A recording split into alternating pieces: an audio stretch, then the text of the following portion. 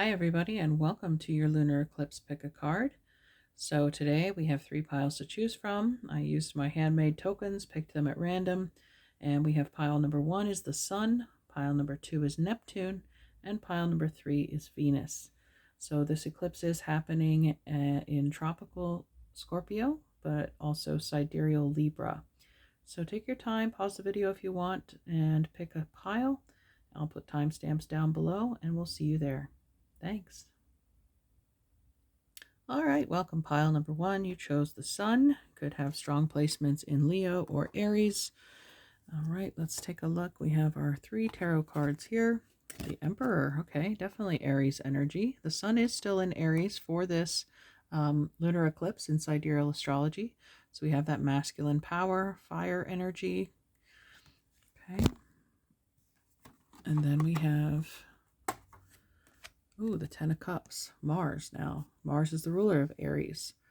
So this is emotional fulfillment, completion, happiness, happy home, happy family, having everything you could ever dream of or need. Definitely King of the Castle vibes for you. Oh, and the Lovers, wow. I want to be pile 1 this month, but this is Gemini, the Lovers card, number 6. So if you're in a current partnership, this is absolutely the best month you can dream for, okay? Because Taurus, is ruled by Venus, goddess of love and beauty, of all things physical and sensual. The 10 of Cups there being the complete fulfillment and happiness. You couldn't be happier with your choice. If you're not in a relationship, this could be a sign of things to come. We'll take a look at your astrology and oracle cards to get a more complete view of the month, but everything looks really good for you, pile 1, and I wouldn't really expect any less from the Sun. So it's the giver of life. Now let's take a look at your oracle cards.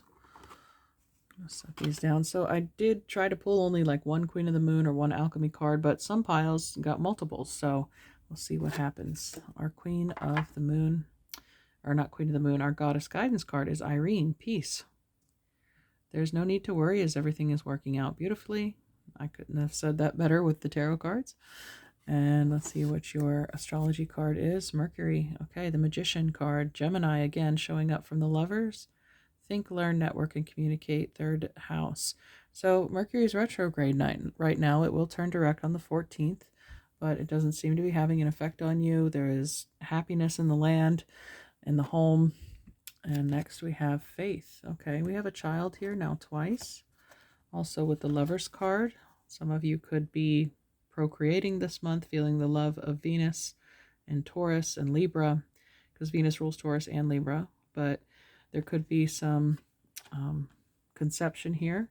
If you're happily with a partner and you're looking to expand your home, it looks like the time is right. But faith, there's the warm moon, number 31. Maybe that your faith is what brought you all these blessings. And again, if it's not a physical child that you're birthing, again, it could just be a dream, a project, whatever it is you're trying to manifest, this pregnant woman, this and these children, this family, everything seems to be coming full circle. This is a full moon. The worm moon, I believe, was the last full moon we had. So things are definitely ripening. Fertility and abundance now return. Things will get better. Growth has started. Hold on to your dreams in adversity. The mantra is, I know all will be well. Companion stone or metal is lapis lazuli. So that's the blue stone, and it's usually aligns with the throat chakra for clarity of speech and speaking the truth. Can go with the air sign of Gemini and Libra we've been talking about. All right, so the next Queen of the Moon card that I grabbed was discernment, more air energy, number 10. So the ability to see clearly maybe has led you to this abundance. Sound judgment, because when we're deciding things, you're weighing your options. The image of Libra, the scales, is in my mind. So making wise decisions and having faith in your choice, putting the power of the Emperor and the Sun behind it is really what is seeing these manifestations birthing, having them come full circle. And then we have the medallion, number 59. Okay, more round objects. This looks like the sun, doesn't it? This golden medallion. All right. The Title of this card is the amulet, the talisman, the heirloom. The passing on of sacred objects is an ancient ritual within families, between lovers, and in tribes across the globe. We gift jewels, treasures, keepsakes, and mementos of all kinds, some of great material value, others that hold emotional resonance, and still others with both. Yet when these gifts are bestowed upon us, it is important to recognize that they may bind us to an unspoken agreement or promise. When the medallion card appears, be aware of how the objects you hold dear may be embedded with unconscious energy or expectations. Materials hold consciousness, and it's time to reconcile the vibration of the objects around you. What do you covet and collect? Why? Is there an object you have held on to for years that you are ready to release? Perhaps it is time for you to reach for the medallion that aligns with your deepest values. So I feel, again, this talk of inheritance, keeping it in the family, some potent energy that's passed on from you to another person. These gifts that are given, you could be receiving or giving gifts this month between loved ones, but also I'm getting the strong family lineage, like a new child. That could be the medallion that you share with your partner. It's like the jewel of your eye. Even the side note here says, imagine if you and your family, school, or social group had a crest, emblem, or amulet. What would it be? Draw it. So like that whole family crest thing. But there's strong family ties and support here throughout your reading. Let's take a look at your alchemy cards. The first one we have is Wise Salt, number 28. 28 days in a lunar cycle. Okay, got the... And then we have Pluto, number 10. As I was shuffling these cards for the piles, and I was concentrating on each of these tokens, I was like, I'm surprised that Pluto didn't come out, But here it is, because Pluto is the ruler of Scorpio, the god of death and transformation, the modern ruler anyway. But Mars here in the Emperor and the Ten of Cups, Mars is present too, because Mars and Pluto rule Scorpio. And Scorpio rules our sexual organs, which can have to do with transforming family lines. All right, so let's start with the Pluto card. So the title of this card is The Underworld, Power, and Compulsion. Pluto's realm is one of deep and undeniable power. Known as the planet of the underworld, Pluto has a captivating effect that pulls us into its depths, leading to all things excessive and Dionysian in nature. Dionysus was the god of wine and pleasure. So images of the resurrection, possession, the sacred heart, birth, sex, and death are all symbols of Pluto's volatile energy. When this card shows up, know that everything will be amplified as if through a live wire. It's all about power and maybe even addiction. Though Pluto's force field can be ruthless, this tiny planet pushes us towards necessary growth. When we follow its mesmerizing pulse, we are taken into the depths to be changed. There's no point in pretending the underworld is not at work. Admit that you're in it and find the support you need. Not making it worse is a big accomplishment. It says, go deeper, watch the movie Labyrinth, and to ponder the miracle of small things. It sounds like children too, but amplification is a powerful alchemical operation. Notice what thoughts and speech you amplify throughout the day and adjust as necessary. In palmistry, it is said that the energy of Pluto resides in the mound of the hand above the heart line and below the head line. Locate your mound of Pluto. Okay, I don't know enough about palmistry to guide you in the direction of interpreting what your position of Mount of Pluto looks like or how it might impact you, but if you feel guided to look further into that, feel free to do so. We're going to go on to, but also like the power of Pluto, right? That's the Emperor. That's the power. Power being amplified this month, for sure. Getting everything you wished for and more. So the 28 card, the Wise Salt, is wisdom, grit, and preservation. Wise salt is the sacred ingredient of preservation. In due time and with due experience, the alchemist slowly develops these granules of wisdom that can someday be passed to another. Salt retains, preserves, and absorbs. That's kind of like the medallion, though, that things that absorb and they hold meaning, and you're passing them from one generation to the next.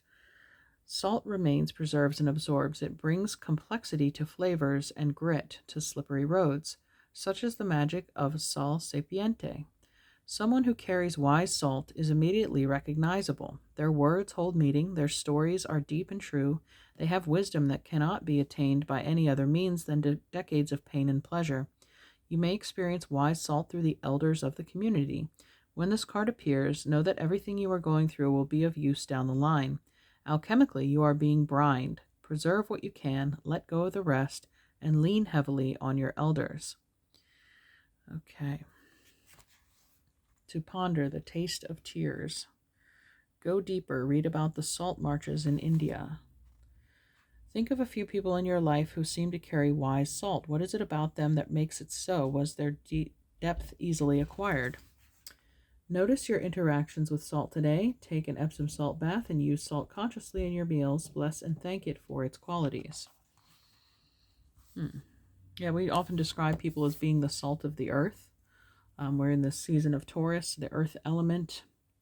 There is, again, wisdom being preserved, passed down, information and power being transferred and amplified for you and your family line this month. All very powerful energies coming through in the month of May. So congratulations, you're very blessed, Pile 1. So I hope you enjoyed this reading. If so, let me know in the comments below, or if you'd like to pick another pile, feel free to do so at this time. Thanks. See you next time. Bye. All right, welcome pile number 2. You chose the symbol of Neptune, and this is associated with the sign of Pisces, of course, the 12th house, the ruler of Pisces, and the subconscious, the unknown, the spiritual energy.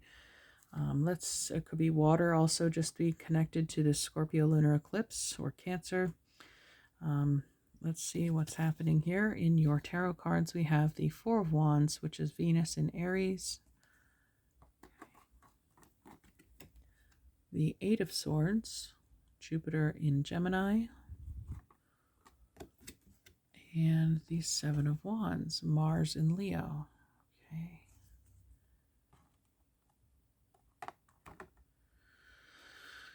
All right. Well, let's start with the Eight of Swords. It's typically a condition of the mind in which you feel either isolated or contained, maybe on the defensive here with the Seven of Wands, but she's looking to the left. She's looking towards this Four of Wands card, which is peace, happiness, making what you love, and making it real. This is a card of manifestation, as we have the 1111 pictured here. It's a gateway, obviously, a portal, a doorway, maybe looking for a way out. The Four of Wands has also been called the marriage card. So maybe there's some alchemy, or the alchemical card can give us more insight onto this process of how we are freeing ourselves from a certain situation. But it looks like doors are opening. Perhaps things will have to be, again, left behind after this lunar eclipse. It's a typical time of releasing. Or if you feel like you are in a bubble, or you have a bubble of energy inside of you that's about to burst, all these sharp swords about to pierce this orb here, they're going to set her free, though. So the struggle, it could be coming to an end, an abrupt end, but at the other side of the tunnel, it's this light coming out. All right, so let's take a look at your oracle cards and see what more insight they can give for us. But Neptune is also, the card of illusion, delusion. It could be deception. That, again, that's typically what the Eight of Swords is. It's a delusion, that to think that you're trapped, that you can't move forward, or you can't escape, or you won't. But this is the breaking of that illusory bubble, that there's no need to struggle or fight anymore, pardon me, but that there is a real gate opening for you. There is a real door, a real way out of this. Okay, and let's take a look at your goddess guidance card. We have Damara, guiding children. You are good at helping, counseling, and healing children. Use your skills to help children now.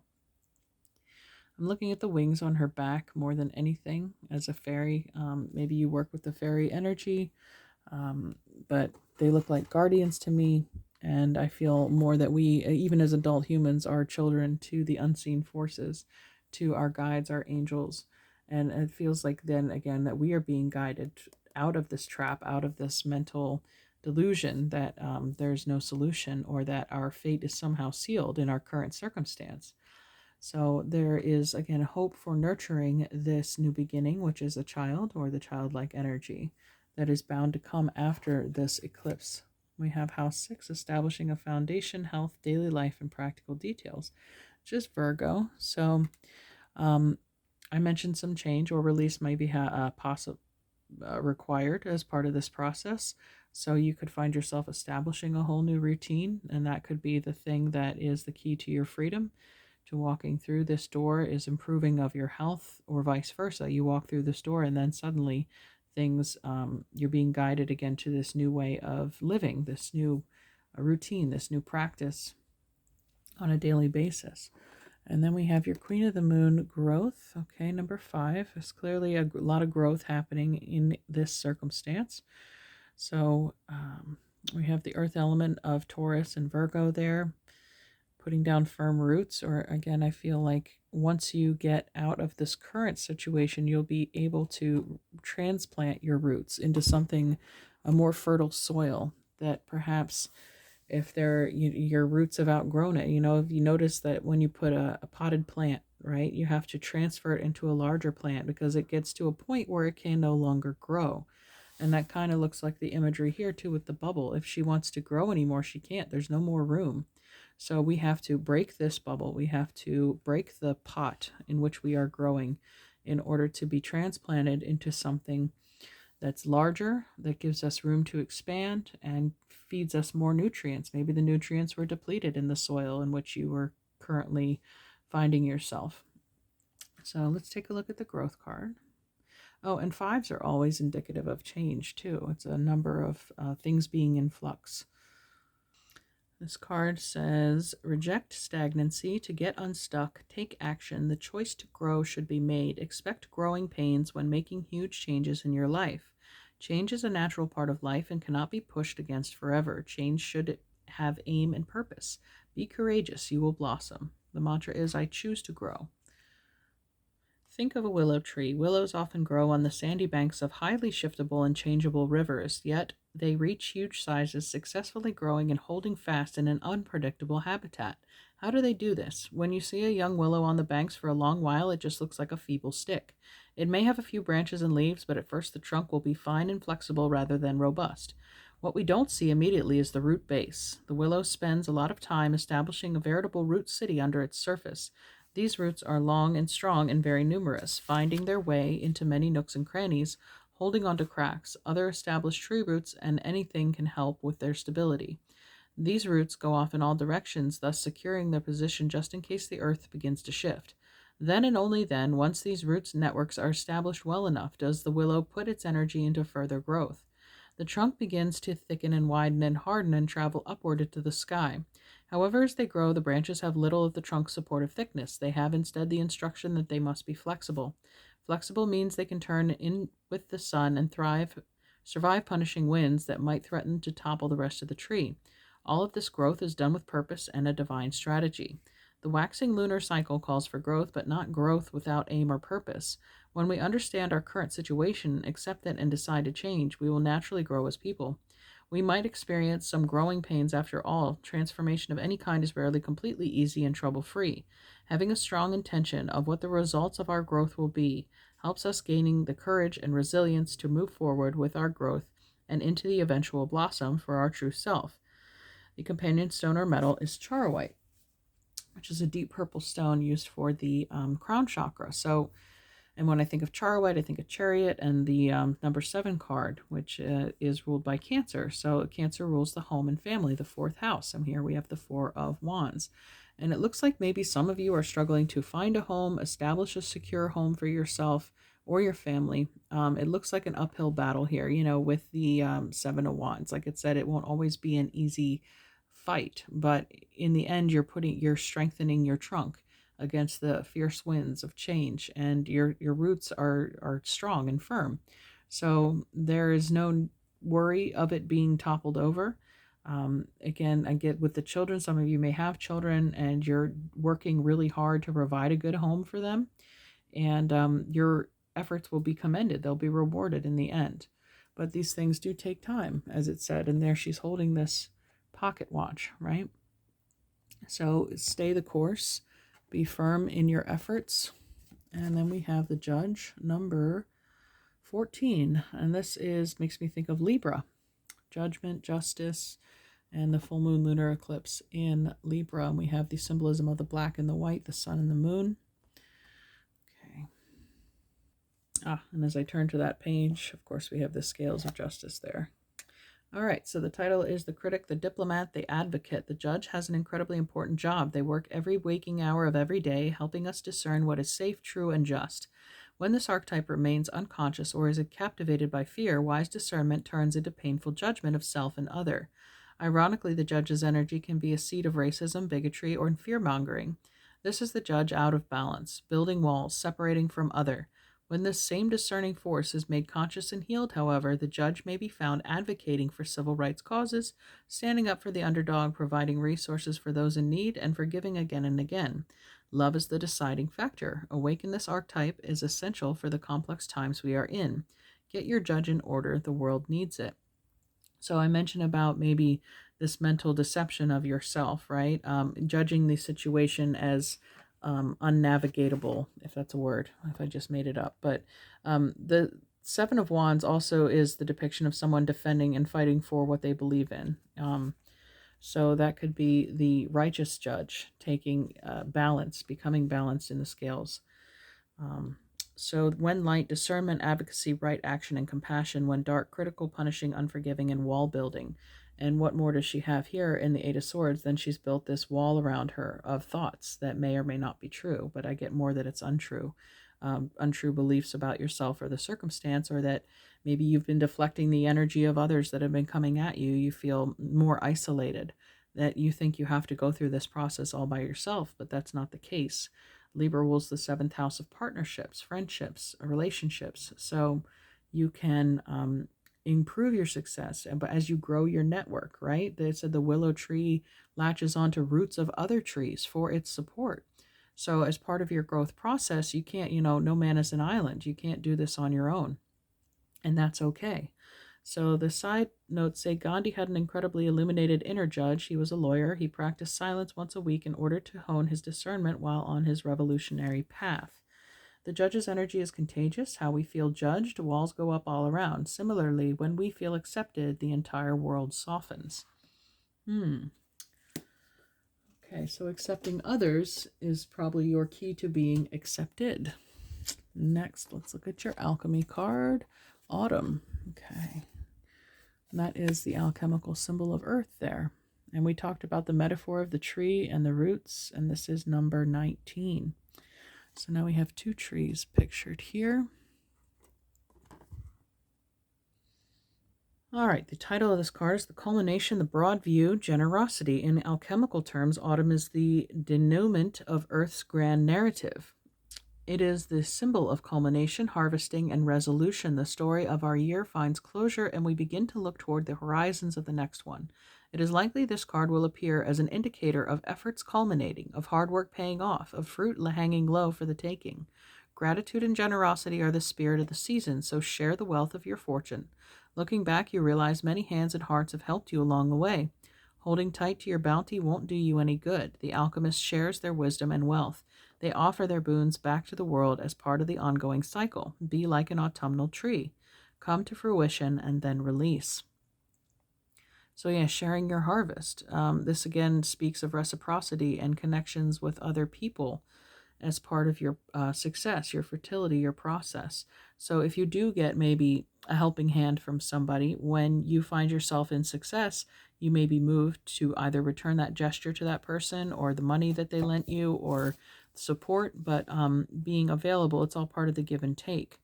So, and givers gain is a popular saying. It's just that what the laws of karma, what you give will come back to you. Fall is related to the earth element and the cardinal direction of the west. You may be reminded of distant relatives or ancestors. Welcome them into your harvest celebration. Okay. So the earth element obviously present here in the season of Taurus, the earth element. This card nudges us to look closer, look at the big picture. It's a time to reflect back on the journey you've just completed. Free-form writing and sending notes of thanks serve you well. So I get that this is your future energy, where you'll be looking back on this time and you will have a lot to be thankful for. And perhaps, if you are an older person, maybe you have an adult child and they helped you out. or this is some lesson that you're able to pass on to your children as a result, or they can see this example in you as somebody who grew persistently and didn't give up, who also utilized healthy friendships and relationships to see you through to a victorious resolution. Okay, pile 2, I wish you all the best on your journey. Take care. I hope you enjoyed this reading. If you'd like to pick another pile, you may do so at this time. Otherwise, we'll see you around. Bye. All right, welcome pile 3. You chose the token of Venus. Of course, this lunar eclipse is happening in the sign of Libra in sidereal astrology, which is ruled by Venus. And also the sun is in Taurus in tropical astrology ruled by Venus. So we're going to start with your tarot cards. We have the 8 of Cups, Saturn in Pisces. Next, we have the King of Coins. Okay, there's that Venus energy, Taurus, Virgo, Capricorn. And the Wheel of Fortune, Jupiter. Expansion, good fortune, I would say so. And usually the 8 of Cups speaks of walking away from an unsatisfying situation. Perhaps that's what's precipitated this change, this turning of the wheel that's led to a larger blessing or payout for you, or you've decided that you need to raise your standards of self-care and self-love, raising your standard of living. Also, just getting this imagery of moving up. It's normally a person walking away from 8 cups that are spilled, right? But this person is like they're elevating themselves to the higher level. And there is that full moon in the back. They have got their eyes on that as their focal point, their source of energy or their target of achievement. But perhaps the illumination of the full moon is what's going to show you, oh, how have I been living? This is not good enough. I deserve more. I have more self-worth than what I've been showing myself lately. But knowing your worth as the King of Coins is going to help elevate you and your circumstance, but also a stroke of good luck or good fortune could be what precipitates this change. All right, so you could have placements, sun, moon, or rising in an earth sign, but let's go ahead and move on to our oracle cards. So the goddess guidance for you is Yamanya, golden opportunity. Important doors are opening for you right now. Walk through them. Where do you think this individual is going? The moon is nothing but a portal. So walking towards that door, that golden opportunity, which leads you to being the King of Coins. Something very fortunate, a very blessed opportunity is coming your way. Next, we have House 5, the House of Leo, passion, play, children, confidence, and creativity. So maybe in utilizing those characteristics of Leo, using your gifts, your talents, is going to help elevate you into this position of prominence, or it's going to pay off for you using your creative mind, your creative energy, or you're just creating your own business. It's something that is coming out of a generative energy from within you. The solar plexus is ruled by Leo, so it's your ego, your identity, your confidence, in which helps you step up. And now your Queen of the Moon Oracle, the Void. Okay, wow, this is the new moon, right? The number one. Number one's the Magician card. So infinite possibilities, infinite opportunity is coming for you. So the possibilities are endless. I mentioned the moon being nothing but a portal, and here this dark moon versus this full moon. We could be talking about the period between the lunar eclipse and the new moon at the end of May, that this door is opening for you, that this invitation and opportunity is coming. Your time to rest and reset is here. Release all that does not serve you. Stop resisting. The void is a time of possibility, not just darkness. There is nothing to fear in letting go of negative patterns and habits, so let go of the old. Absolutely, there's no better time than a full moon lunar eclipse to do so, because the energy is waning back down to this new moon. We're clearing, we're cleansing, we're flushing things out that we don't need, things that maybe have been getting in our way of even accessing this staircase. So while the full moon, full attractive power, gets all the publicity, the dark moon, which offers the infinite possibilities of a clean slate, is just as powerful in its own way. Dark moon often looks like a darker piece of the night sky, and in some cultures the way it appears harkens back to the idea of the void. It is a place of unknowable secrets, a state of everything and nothing, or a place to prepare or rest before moving on. To me personally, there is a relieving, restful quality about this darkest moon that allows pondering and decisions about what we can jettison before making fresh plans for the new moon, which is the next day. If you find yourself resisting the dark moon, it is usually a clear sign that you are being stubborn about letting go of something that is old and not serving you in a positive way any longer. Often that is a fear or pattern that it was created to protect you in some way. However, it is outdated and yet you are still carrying it or acting it out. Know that this moon is powerful, but it is also incredibly gentle in the way it helps you unravel what actually is so you can embrace the fresh start of tomorrow. Relax, reframe, and think about how much better your life will be without the bad habit, fear, or pattern. Get very clear about the possibilities of this transformation and what it will give you in real terms. This is the power of the dark moon. It is the optimum time of the cycle to release the old and cut the cords of relationships and traumas that deserve no time and attention in your present. The company stone or metal is jet, which is, of course, completely black. So, there is a fresh start happening for you. This complete turning of the wheel. This is like a clock. It's timing and cycles. So in the cycles of the moon is when you'll see these changes, or in working with those energies can amplify your success. Okay, our archetype card. We have the fault line. So this I attribute this to the Tower card, but it's a shift in your foundation, right? 49. The fissure, the crack, the weak link. Imagine walking across a frozen lake and it begins to crack before your eyes. No matter how optimistic and brave you might be, panic ensues. You become fearful and tense and long for stable ground. Such is the energy of the fault line. It's the energy of walking on eggshells, of precarious dynamics, of sensing what is ready to break open into chaos. It's likely this cracking open is overdue, as fault lines develop slowly and naturally from underlying elemental pressures. This card comes as a potent warning not to deny the shakiness that's afoot. It's much better to prepare yourself for change than to walk along the fault line pretending all is well. There is no easy fix for the situation at hand. It will require a foundational shift that alters the current dynamics from the ground up. In Japanese kintsugi pottery, gold is used to mend cracks. Breaks are thought of as precious rather than something to be hidden. Yes, just because something is broken doesn't mean it loses its value. It actually becomes more broken because of the trauma that it has survived. Is it possible that someone a loved one said caused a crack in your relationship that has never been mended? Revisit it. The time to heal is nigh. Okay, let's take a look at your alchemy cards. We have the Great Work, number 61.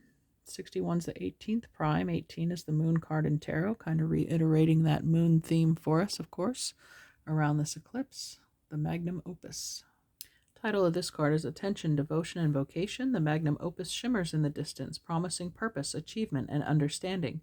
When will we get there? When will our efforts be recognized? Amidst pressure and expectations, we come to realize each alchemist's life is an accumulation of moments in which attention is placed upon a subject within the laboratory. The artist draws a single line, the poet scribes a single word, the rose forms a single leaf. The magnum opus card reminds us that the alchemical garden grows from seeds tended to by devoted hands and the grace of sun, water, and earth. You cannot force the great work. You cannot claim it or complete it. This card arrives to whisper words of encouragement. You are in the right place, the most important place for you. This is the alchemical garden. Tend to the youngest growth. Be delicate and precise.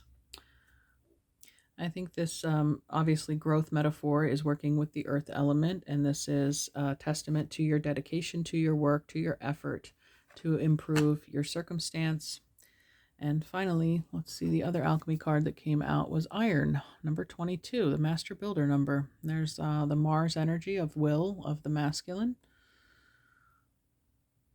The title of this card is Magnetism, Reliability, and Mars. Iron is a reliable metal that can withstand great pressure. Over the centuries, we have come to utilize this metal extensively, mixing it with carbon to create the steel bridges, highways, and infrastructures that span across the globe.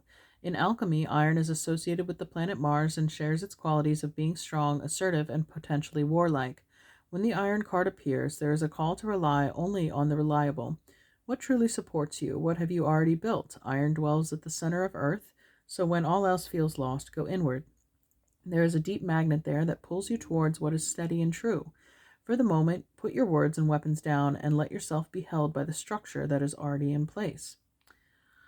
Okay.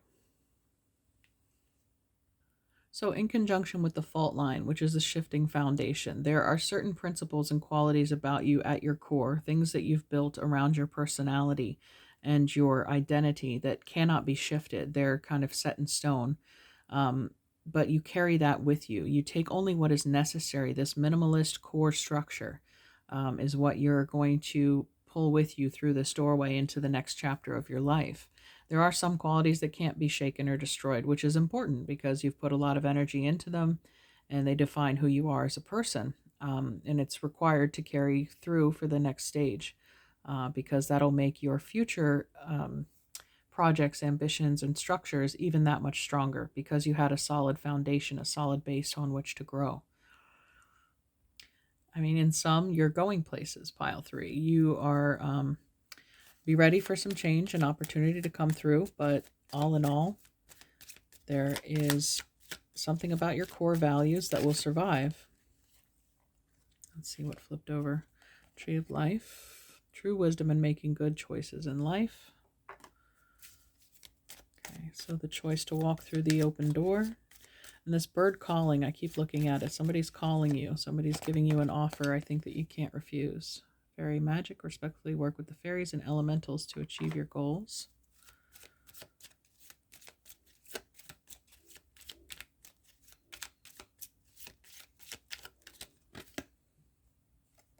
Breaking bad habits, self-acceptance, excellent mental health, and letting go of vices. Okay, so that's kind of like the new moon, you know, releasing things that no longer serve you, that maybe have inhibited your growth up until this point.